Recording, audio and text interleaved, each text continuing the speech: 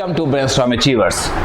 फिर से एक ऐसा लैंग्वेज ले रहे हैं जो कि कॉन्टेक्स्ट फ्री लैंग्वेज नहीं है, बट उसका कॉम्प्लीमेंट कॉन्टेक्स्ट फ्री लैंग्वेज होगा। जैसा कि एग्जांपल में पहले हम बताए थे कि एक लैंग्वेज एल है जिसके अंदर an, bn और cn है, जहां n greater than equal to 0 assume कर रहे हैं। ये लैंग्वेज कॉन्टेक्स्ट फ्री लैंग्वेज नहीं है, बट इसका कॉम्प्लीमेंट क्या है? कॉन्टेक्स्ट फ्री लैंग्वेज, यानी ये not context free, not context free language. अब ये है कि अगर ये कॉन्टेक्स्ट फ्री लैंग्वेज नहीं है, अगर इसको हम कहते कि कॉन्टेक्स्ट फ्री है, तो कहना और करना दोनों चीज होता है, और जो नहीं है तो उसका तो हम लोग कुछ कर नहीं सकते हैं कि इसको बनाएं, इसको ये कर सकते, इसको प्रूव किया जा सकता है, बट जो है उसके लिए क्या होगा? ग्रामर होगा या पीडीए होगा।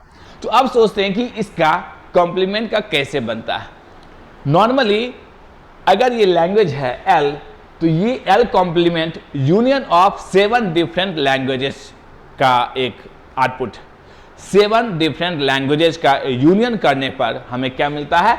L complement. 7 एक टर्म है बोलने का, मगर आप उसे कम भी कर सकते हैं। कैसे ये बन सकता है? तो देखिए एल कॉम्प्लीमेंट का ग्रामर। एज्यूम कीजिए कि आपके पास एक लैंग्वेज है एल कॉम्प्लीमेंट, या ऐसा समझते हैं कि अगर आपके पास an, bm और cp, अगर ये 3 टर्म एज्यूम करें, इक्वल नहीं होना चाहिए, तो हम ये कह सकते हैं कि n जो होगा ग्रेटर देन, या ग्रेटर देन ना कह करके आप ये कह सकते हैं कि n not equal to m और m not equal to p और n not equal to p। अगर इस तीनों में से कोई एक भी कंडीशन ट्रू है, क्योंकि अगर एक भी कंडीशन ट्रू है तो क्या होगा?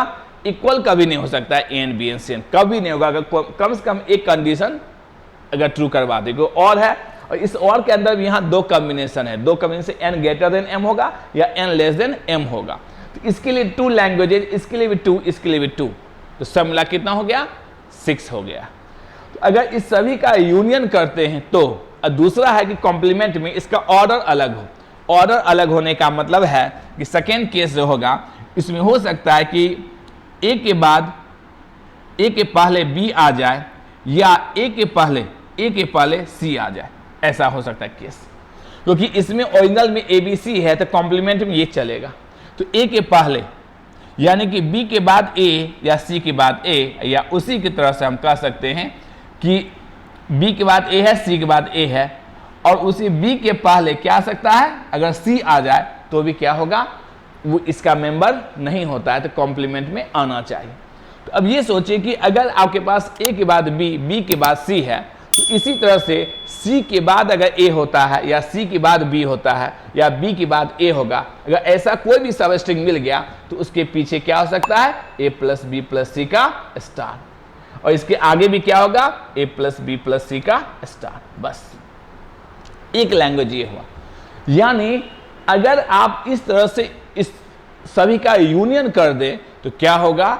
ये आपको n, bn, cn नहीं बनने देगा। इसके अलावा जो भी चीज है सब का सब स्ट्रिंग बन सकता है। तो ये तरीका होता है कि अगर कोई लैंग्वेज कॉन्टेक्स्ट फ्री नहीं है और उसका कॉम्प्लीमेंट है, तो इस तरह से एनालाइज करते हैं और बनाते हैं। Thank you.